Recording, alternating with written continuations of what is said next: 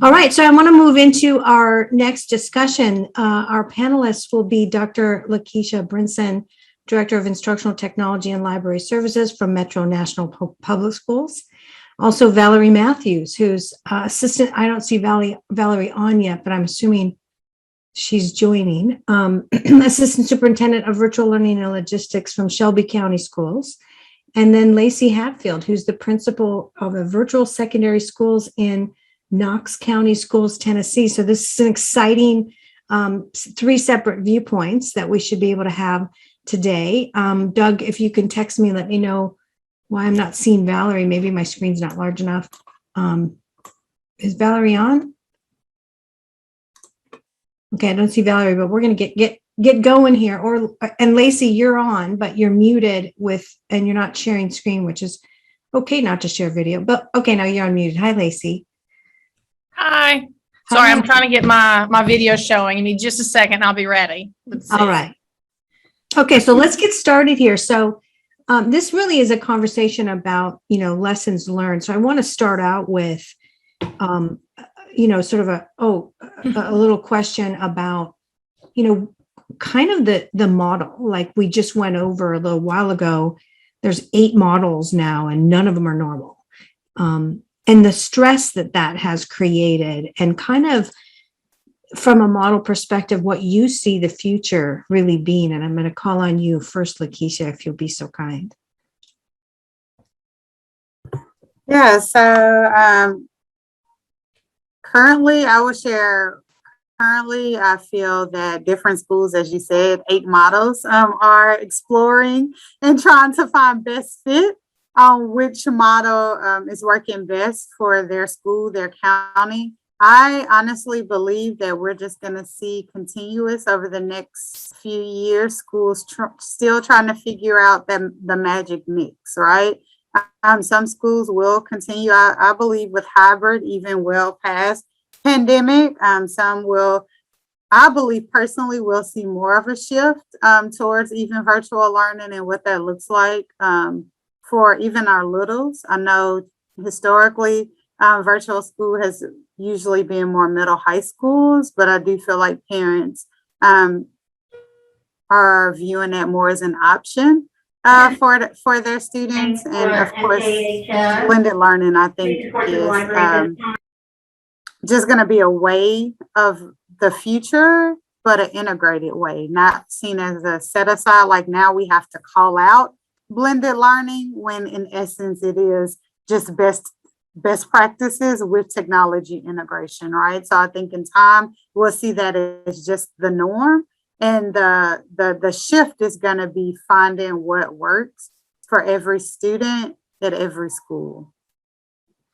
Yeah, I'm glad you said it that way, because that personalization aspect is really the issue, right? Like, some kids learned better during the pandemic that were at home. Like, I have a friend that has 2 daughters. One of them sort of curled up in a ball of, like, I don't want to play at all right now, kind of like, if I can't see other kids, I'm not going to do anything. And the other one was like, this is great. Like, awesome. I just learned from home, right? I see Valerie has joined. Hi, Valerie. Nice to have you. Yeah. Hey. Good afternoon. Yeah. Good afternoon. So Dr. Lakisha Brinson just shared, sort of my first question. So then I'm coming to you next, and then I'll go to Laicee, which is, there's all these models now. We counted 8 different models of how you structure to execute and deliver education today. And it's really the biggest pressure point, the use of space and time and where everybody is, and simultaneous teaching. And some kids are not coming to campus at all, and somebody else went out sick, and it's just like, it's wild, right? So your thoughts on structure and the future. And if you want to give a brief intro to who you are, Valerie, first, and your district, that would be awesome too. Oh, fantastic. So Valerie Matthews, Assistant Superintendent of Virtual Education and Logistics. And just to know that this position that I currently serve in was born out of everything that happened last year. And for us to really say, how are we really making sure that we are addressing what is now And what we do see as being the future in our district, being the largest school district in the state of Tennessee, we have really had to take a look at how we structure education. Coming back off COVID and being out of school for so long, we had parents who just were not ready for their children to go back into brick and mortar. They did not feel comfortable. And what we had to really increase our capacity around was our virtual school. So under my umbrella of virtual education and logistics is our virtual school. So we've had a virtual school for the past 6 years, although we do see a lot of virtual schools popping up around the country because we're still addressing the need for some parents and some students to have some type of virtual learning. But we've had a virtual school for a very long time. When I say that our enrollment in our virtual school went from 60 students last school year up to the capacity that we're allowed by the state of 1,500. We have 1,500 students strong. So just talking about the structure, just doing things differently. We have one particular program that's also under my umbrella, Project Graduation, which is basically night school for high school kids. It allows them to earn additional credits or to take new coursework or repeat courses in the evening hours. And we've had to offer a virtual option even for those students. And we've taken advantage of really learning what synchronous instruction looks like. So whereas in Project Graduation, we were previously just brick and mortar, we've had to pivot to now offering a virtual option for students participating in that program. So we're changing things. We're looking at what does the future look like for our district. And we're really excited about it. As I heard when I first joined, a lot of children really thrive in just having an option for how they learn best. And so we're just excited about what the future holds for learning in this virtual space. It's great to hear. Great to hear. Proud of you and your team. You know, I've worked with your district for many, many years. And you're a new person to me, but I've always admired you guys. You're pretty flexible. Kind of a district. So it's awesome. All right. So I'm going to go to Laicee next and your response to this shift in the use of time and space. And what do you think the future holds? So it has definitely been a very interesting journey. So just as I'm physically inside of the school building. So if the announcements come on, I may have to mute. So just a heads up. Yeah.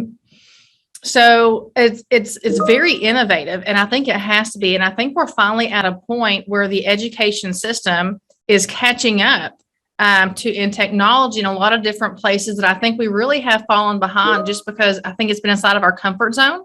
The brick and mortar it's how we went to school. That's what we're used to, and that's what works. That's what we continue to do. But I do think COVID has really kind of forced our hand and forced us to think outside of the box. And I'm so grateful that so many different districts took the opportunity and that they ran with it.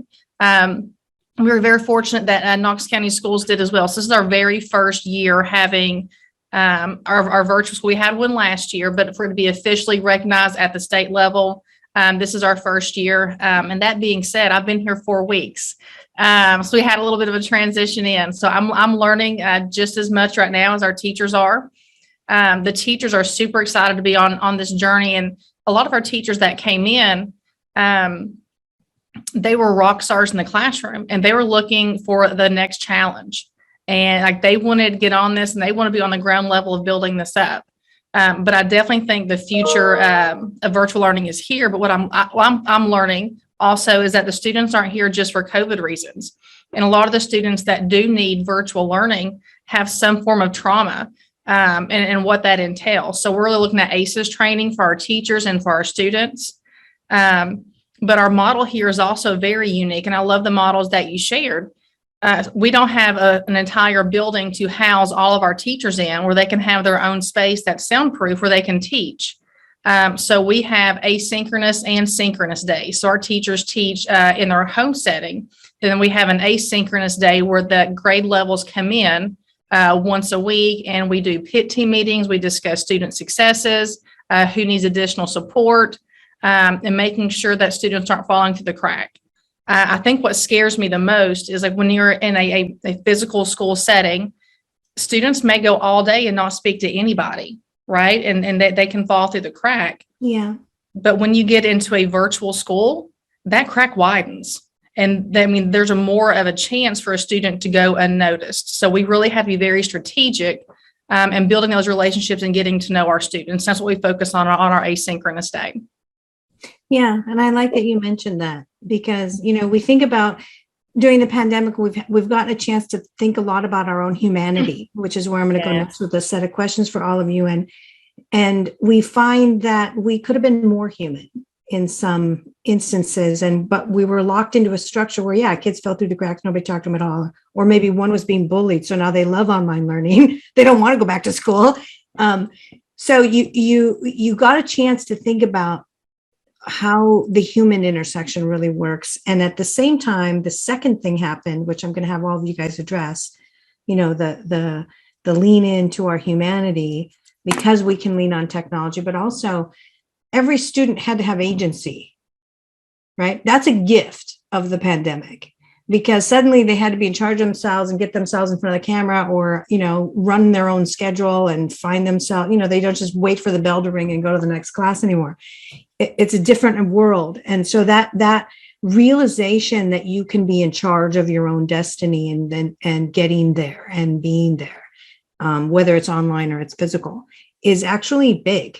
The wake up call to student agency was a huge gift. So I'm going to talk about those two things next. I'm coming back to you, Lakisha. What are your thoughts on those?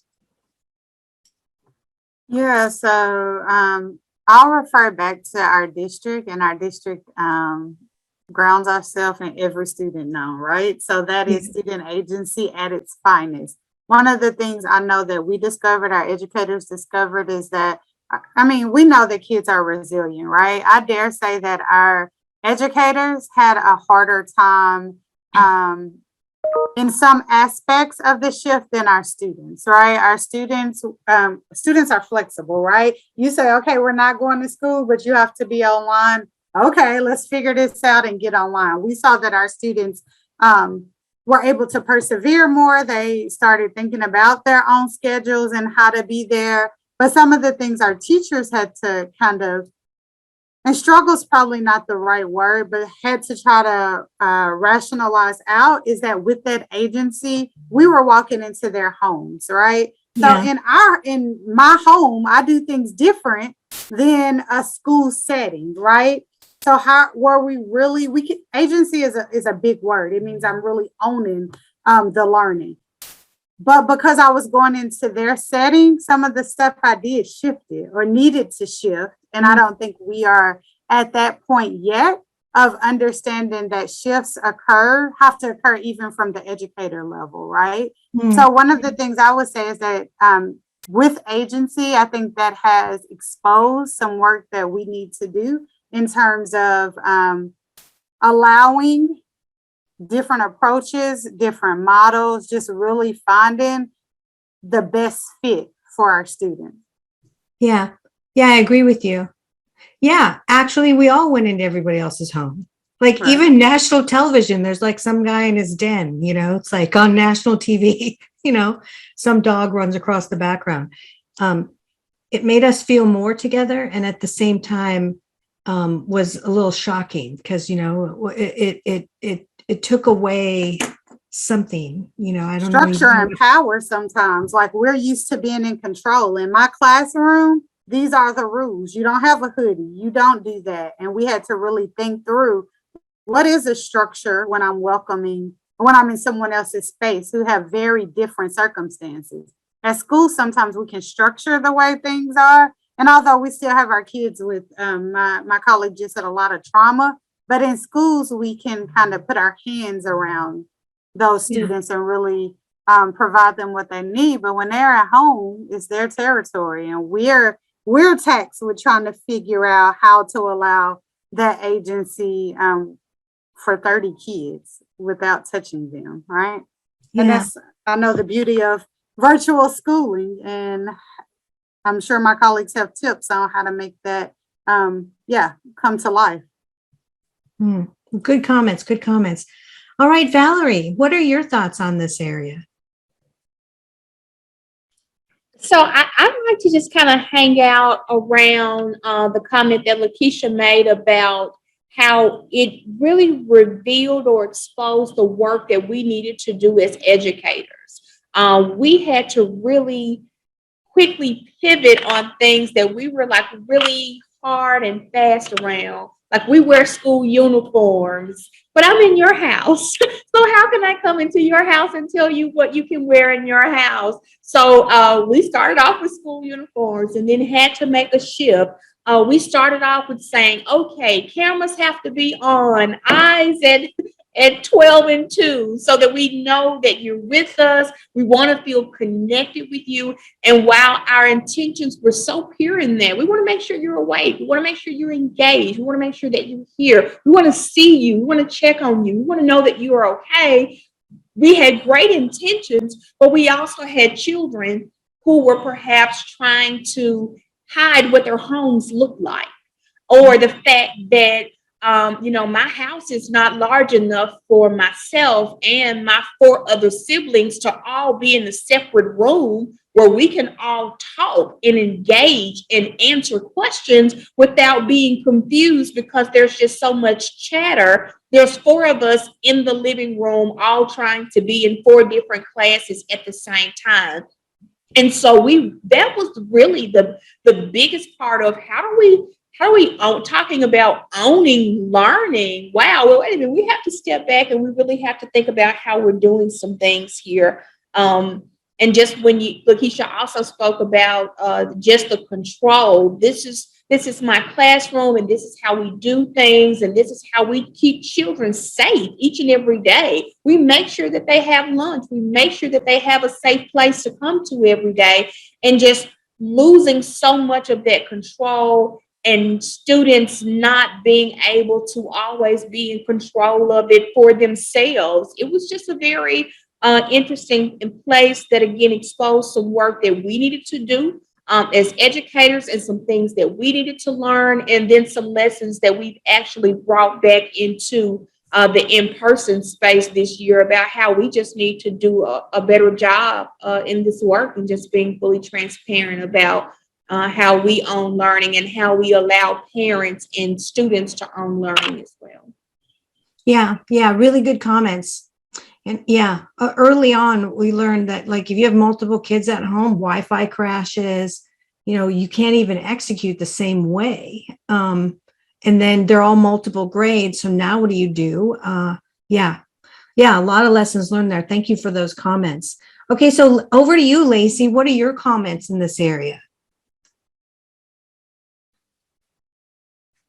I think you're on mute, Laicee. Thank you. Sorry. That's like the story of virtual learning. Yeah. So I do think as we transition to virtual learning, a lot of things that we didn't anticipate that I think is kind of drawing us closer to our students is we become much more vulnerable because you're welcoming a student into your home, or that student is welcoming you into their living room. Do you know what I mean? And you're seeing a piece of the student that you would never see in a brick and mortar school. And you're able to build those connections with kids in a different way, in a different capacity, even if the cat that keeps jumping up into the screen. Do you know what I mean? But now you have something else that you're learning about your students. And we had a student that was doing his lesson out in the greenhouse. Well, we learned about that student and his family and a business that they ran. So I think in some senses it's going to draw us closer because we are being welcomed into that student's personal space and into their life. So that part, I really enjoy that component of it. But looking at the safety, and that's something I have to jump in with my colleagues. As an educator, my very first responsibility is to ensure a student is safe. If I can't ensure the student is safe, that student's not going to learn. I can't educate the student. So how do we ensure safety when students are at home? So that's something that we've really kind of focused on and just kind of struggled with, and helping ensure all students are safe. They are in healthy environments, but you get to see an aspect of a student or a family that you normally would not see in a brick and mortar building. And it's been eye-opening, and I think it's made us more vulnerable and drawn us closer together. Yeah, and there's a lot you're not saying. Yes. I know, I've heard the stories. Yeah, it's a really interesting moment. In one respect, we're seeing each other like we've never seen each other before. Mm-hmm. We're seeing unmade beds in the background. We're hearing yelling in the background, barking, all kinds of things happening at once. But at the same time, we did cause learning. We did do some of that, right? Like, and we're still trying to do some of that and grappling with like the shifting seas of change. So I want to go to the next topic here, which is the teacher load. Our research as learning counsel has really dug deep in two surveys, and that last year's big national survey, and then our January quick survey, into what kind of load teachers are really experiencing in terms of digital traffic, because it is a different thing in the analog traffic world to distribute things and get pelted with email and more directives come down. And then, somebody's texting you at midnight as a parent and can't get on and in the middle of your lesson. And it's a lot for people. And really technology should be taking a load off, but it really didn't do that. Most places it put a load on. So let's talk about that for a second. I'm going to just go back around the circle again. Lakisha. Yeah, so thinking through like what I think your last statement was more about the parents and how we had to have our parents be partners in the work, and have to is a strong word there. I think we've seen, to me, this is Lakisha speaking, not Metro Nashville Public Schools. To me, I think sometimes we had this image of parents sometimes not wanting to be a part of the work, or we can't get them to come to conferences, or they won't come to this event, or they're just not answering emails. But what I have seen is that our parents, guardians, friends, uncles, brothers, and sisters all rallied around one another to support that student or those multiple students, right? And I think some of that came from just, this is my space. And in my space, I know how to support the people who work with me, right? But I also saw the power of community. And I personally don't have the magic bullet for that right now. But if I look back 18 months ago, and even now, I feel like our parents are, our teachers would say, more engaged than ever. But I think we provided them the opportunity to really be engaged in levels that worked for them, right? They were able to see from the beginning where students were struggling, or if their baby had a harder time sitting down in instruction, like they were able to see those pieces. So it's like we gave them an invitation that wasn't just come because I want to complain about pretty much what you're not doing right or why your kids aren't succeeding. It's more of, we need you. Like this will not happen without you. And it doesn't have to be you as the parent, but any of your network that can support the work. So I personally feel like community has shined in this aspect. And it wasn't that they went to school and learned how to do all this stuff, right? They just listened in with their parents because with their students because of that love and that commitment to the work. Well, that's beautiful the way you address that. It's really a good observation, and you're lucky. That's a beautiful thing. Says a lot about your community. Okay, great. All right. So Valerie, what are your thoughts on those two areas? The first one I think I mentioned was, the teacher load from the digital traffic, but then the other one was what Lakisha just talked about.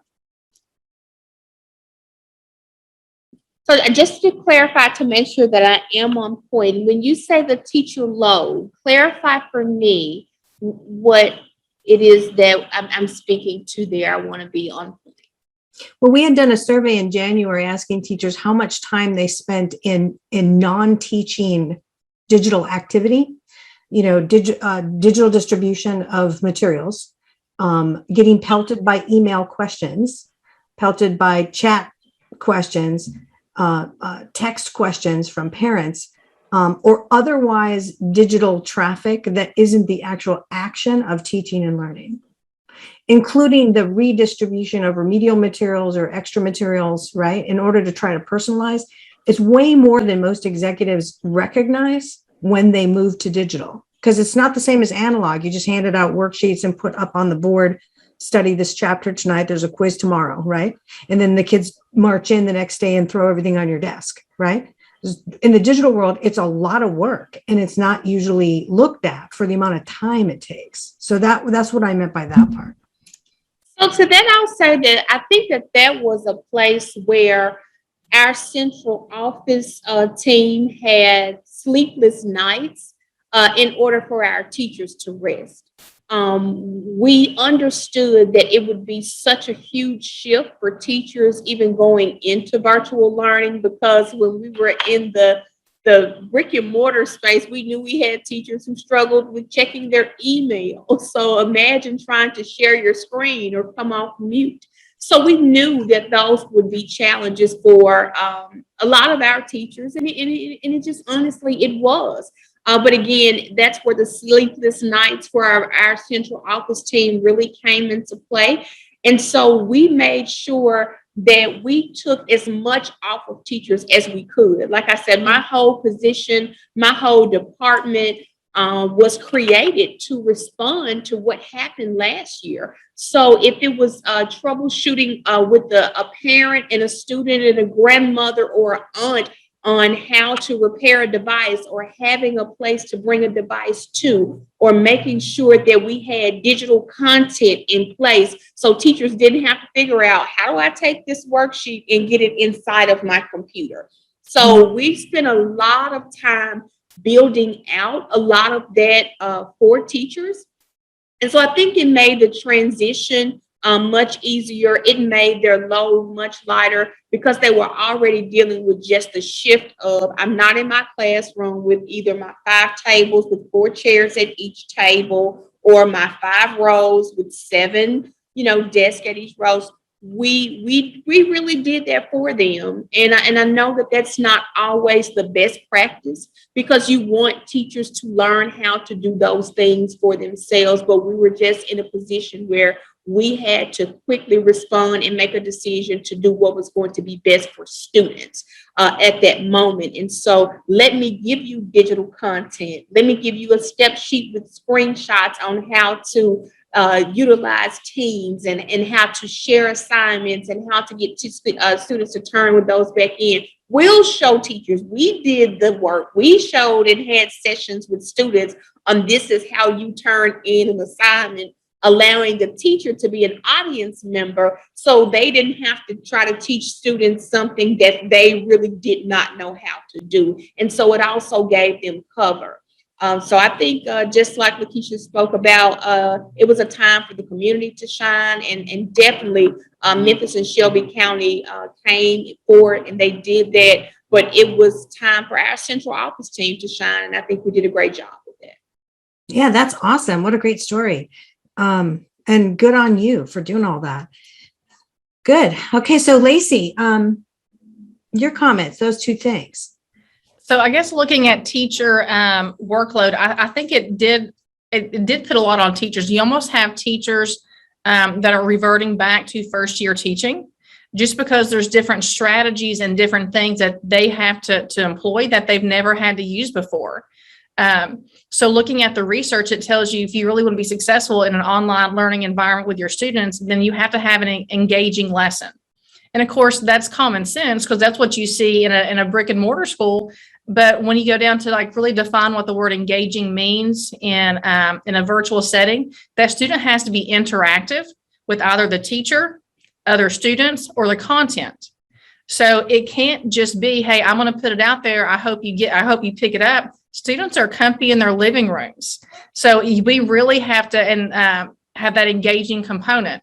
So we had to go back and really instruct our teachers in how we're going to use Nearpod, how we're going to use Edpuzzle, how we're going to use Pear Deck, how we're going to use all these different components to help ensure it's not just, here's my PowerPoint slides, I'm going to go through this lecture with you, or it's a math assessment. How are you going to get me your answers? You have to have we have these interactive softwares where students can automatically go ahead and give you You have that formative assessment component where we're getting information from students. Are they really understanding what I'm teaching? And then how are we getting that feedback back to them in a timely manner? And that looks very different than it would in a physical classroom. So I think for the workload for our teachers was mentally shifting. And I'm a firm believer is that the time that we grow is when we're uncomfortable, right? And unless we're uncomfortable, we're not going to make that shift and we're not going to grow. Teachers were uncomfortable last year, and that's okay. But teachers, they embraced it and they rose the challenge. And we had a similar thing with our central office. They built out courses for our teachers as well. And it was a huge help, huge help. Teachers could then grab those courses, pull them in, tweak them a little bit, and not have to develop the entire course. So huge shout out with central office personnel who did those kind of things. It was greatly, greatly appreciated by the teachers. But I do think the workload of the teacher, and it takes more time to plan a virtual lesson. So I think our teachers that have been teaching 15, 20 years, they have all their materials for an in-person lesson, right? And that first year, they built all those things. They built up all these resources. Well, now we switch platforms. And good teaching virtual, while it's similar to in-person, it's still different. And we got to replan for that. I think 2 or 3, 4 years down the road, I think it's going to be much easier for our teachers. But they're in that first year or two of it, they're building their resources. They're building what strategies work best and what strategies don't. And I think that's the time-consuming component for our teachers right now. Yeah, I would completely agree. And hopefully you attend tomorrow to hear Chris McMurray talk about the EduJedi instructional design model. Because yeah, it's definitely different. It's definitely not and even if you're partially physical and partially virtual, it's definitely a new model. You know, UI UX in digital is a new game. It's a new platform. Like that word that you just used is an excellent word to use. Okay, so then the last thing I really want to talk to you guys about before we release you back to the wild is we had a superintendent when we were in Indianapolis yesterday. I asked her what was the biggest challenge, and she said fear. You know, you have half your population still in fear. Fear is a terrible emotion. And the other half's angry. Two explosive emotions that are not high on the ladder of emotion. They're not up here in enthusiasm, right? They're down here in fear, anger. And I'm not saying your population is necessarily there right now, but this is a very rough and explosive environment to manage. It's worse than anything we've ever seen before, the emotional level. So, you know, just kind of tell me what's happening with your administration from how you're sort of confronting that. And I'm going to go back reverse order this time and call on Laicee first. And, you know, you're new into the position, so you got thrown in the moment of panic. What are your thoughts?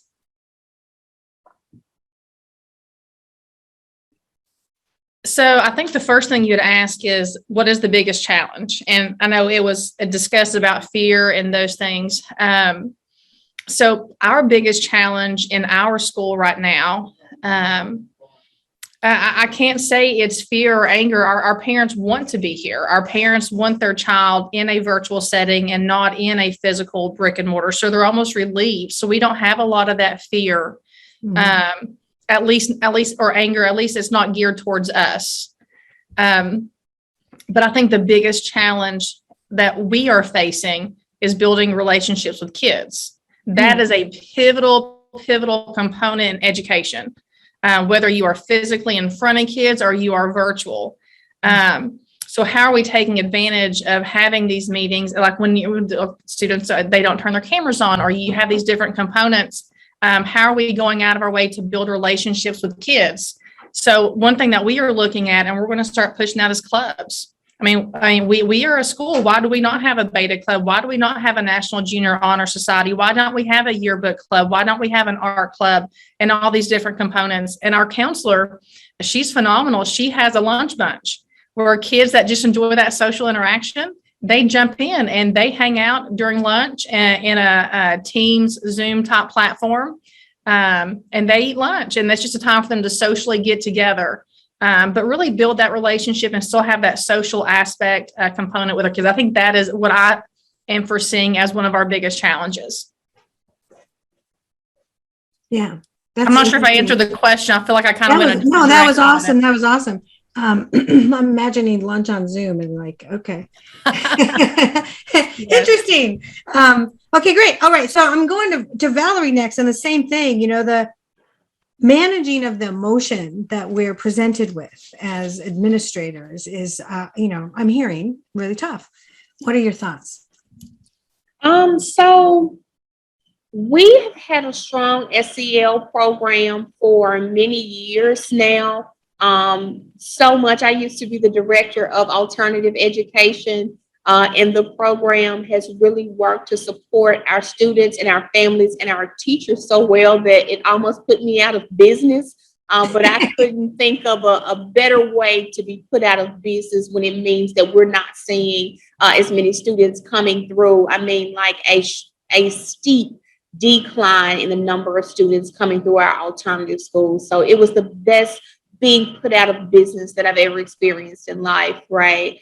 And so I don't think that that's where we're struggling a lot with managing emotion. And I think that the two things where we are struggling most is our fear and concern is still around our families that have fear and concern. In the number of students who we are still actively looking for because they have not returned to school. They have not taken advantage of the virtual school that we have. And now that the virtual school is at capacity, they can't. And they're still at home because they do have fear and concern. And so we are concerned what that looks like for children being at home, being in the community, all day, and most importantly, not having an opportunity to be educated. That is the great equalizer, and so we do have concern about the students who did not return. And then I think the second thing is when you think about just acclimating children to being back in schools, I think it's their safe place. They're happy to be back. They wear their masks. They don't complain. But it is the reality that I'm sitting in the classroom as a second grade teacher, and I have almost a kindergarten student in front of me, because the last time that second grade students were in school was the first semester of their kindergarten year. And in high school, you have 11th graders that are acting just like day one ninth graders, because the last time they were in school was a year and a half ago. And so I think our greatest challenge is really being patient with students, and teaching them the rules of school. And when I was home, I could get up and get a snack anytime. And so again, going back to one of the original things that we discussed was when you think about agency and think about how we learn and how we do things different. Like, I'm sitting at my desk. I have a Coke right here. I have a Starbucks muffin right here. And that's like forbidden fruit in schools. And so now we're opening up to say, well, why exactly can't they drink water when they're thirsty? Because if they're with us 7.5 hours a day, and we know how important that water is to the brain, why don't we allow them to have a bottle of water and to drink it whenever they want? So we're having to just continuing to look at this in a new way. And as our superintendent says, we are doing a new thing. And so we're really embracing the new thing. And so it's a big adjustment for some, and for others, it makes sense. And it's just what we do now. And it's small things like that. Well, I'm glad you made those comments. That was great. All right. So coming back to you, Lakisha. Yeah, so just thinking through what my colleague said, I would say for us, and I'm going to speak broadly for MNPS this time, it's like getting it right, right? There are so many different challenges is one word, but not the word I want, so it'll come to me. But there are so many different, let's think about news, right? Media is sharing how much our students have lost, right? Where we are, how behind we are, how students have lost a lot, right? But as Valerie shared earlier just now about teachers, I would dare say that although our teachers, we're still in a pandemic, right? Like, let's not forget that, right? I think sometimes we just want to keep going, but we still have mental things that even as adults, we have to deal with, right? And we're asking everyone to be, oh, we're back in school now. So we've forgotten about people who've passed away or people who are still in hospitals or long-term effects. Like, we're asking people to compartmentalize their lives to get back into the business of school. So I think one of the things we're trying to do as a district is say, but wait a minute, like, let's not lose all the momentum we've gained in terms of making hard decisions that we said were impossible, but now we know nothing's really impossible, right? We have 80,000 students, so we're the second largest district. Never, we would say never will we be one-to-one. Now we're one-to-one with hotspots, with, so there's never a never, right? And now it's like, how do we keep that same fire that's not from an emergency or from the government gifting us? Because we're going to say it was a gift. They gifted us all this money. Now it's how do we keep that momentum going? Not just in Metro, not just in Shelby, Knox County. How do us as a nation say this is what's best for kids and for admin and for just our country, so that we won't have that fear and anger and that we can get it right, whatever that means for our schools and teachers. So I think we're trying to use this time as an opportunity to move forward and be a new thing as well. Yeah, I like that. Be a new thing. Awesome. Well, you gave a very positive spin. So did Valerie. Laicee, you gave a very positive spin, but I want to come back to one last comment from each of you about what you learned in the digital transition, right? Like what happened? Let's go with you first, Lakisha. Yeah, I learned, honestly, the power of people just ideating, to be honest, like us all being in a room, in a virtual room and just shooting out ideas and knowing that we have to come up with the answer. Right. So let's do it. So I think just the cross-departmental planning and all the brains working together, that there is really power in numbers. Yeah, that's great. And I can visualize what happened. And that sounds really powerful. Okay, great. All right. So Valerie. Personally, I would say that I learned just how much I could bend. I learned how much that I could stretch, and I learned how much I didn't know, because I had to quickly learn things that I never thought that I would even use in my career in order to respond to the needs of our children. And so I think that was huge, to be 40 plus and just learning so much about technology and learning more about how do we engage students and brain-based learning in a virtual setting, just learning, getting up to speed with so much in a short period of time, and just seeing how I could almost be a different professional. It was amazing to see the person now. I was the same person stuck on mute and telling my son, hey, come and make my phone do this. And now I lead this work in our district. So, so just being stretched. Good. Thank you. Yeah, we all got tougher, we did. And it's amazing, the human resiliency. All right, Laicee. So I'm going to have to agree with Valerie. I think that's the biggest thing of just learning and being stretched and pushed outside of your comfort zone.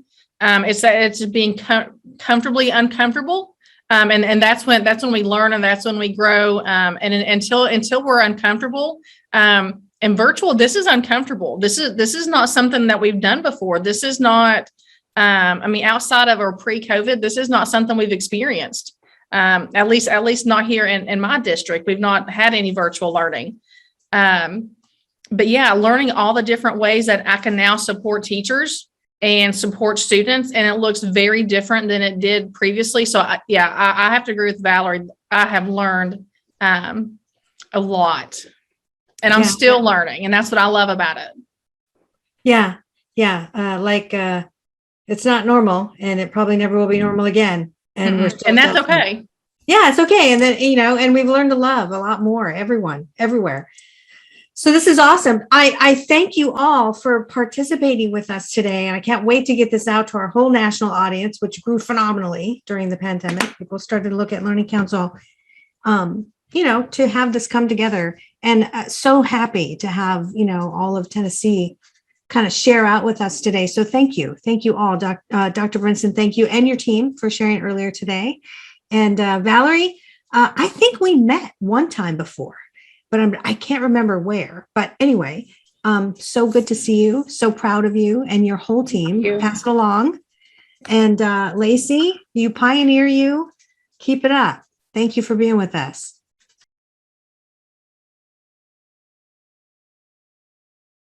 Creating schools and learning communities where everyone feels connected, inspired, and ready to learn is a top SEL priority for educators.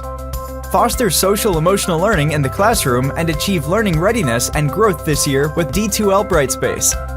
Together, Counsel's 5 competencies support students in developing a healthy sense of self, managing stress, understanding views of others, achieving a growth mindset, and working together to create welcoming communities. With the User Progress tool, students can monitor their own learning and keep informed on important metrics.